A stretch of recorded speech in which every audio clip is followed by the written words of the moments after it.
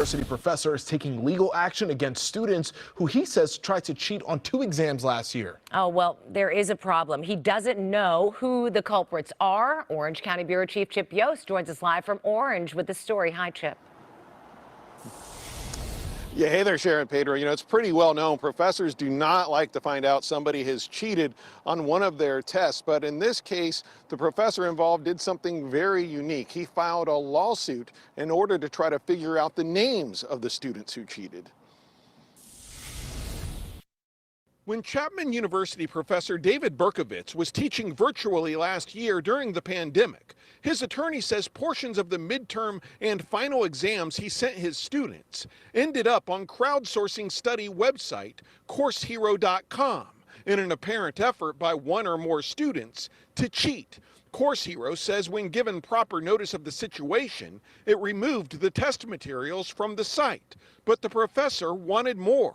He wanted the names of the student or students who did it. We don't know exactly who did it. We don't know exactly what day or time.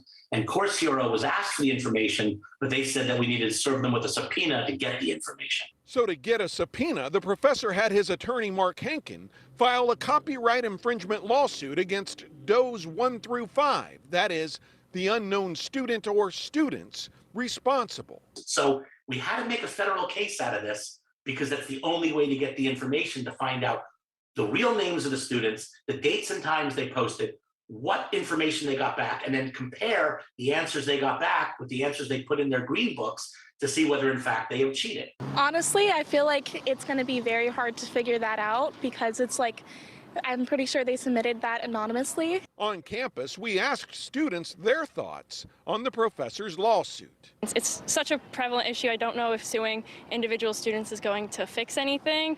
It's just such a big issue, but I do think that it's not fair to the students in the class if other kids are cheating online. There could have been other ways in which they could have addressed it to the class, because I feel like a lot of the times in kind of these kinds of instances, maybe a warning might have been given out firsthand instead.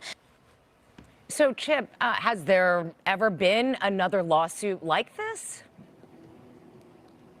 Well, according to that attorney you heard from in the story, Mark Henkin, this is kind of his specialty. He's talked to other copyright attorneys and says he doesn't know of a case specifically like this. However, he says he thinks he's on pretty solid ground. He says, for one, this was a business law class, and there were pretty clear warnings put on the tests when the professor sent them out that they were not to share them or put them anywhere on the internet. So he thinks it's a pretty solid case. And the main thing they want out of this, he says, are the names of the students. They get those names, they'll take it to the administration and see what the administration might want to do as far as punishing them.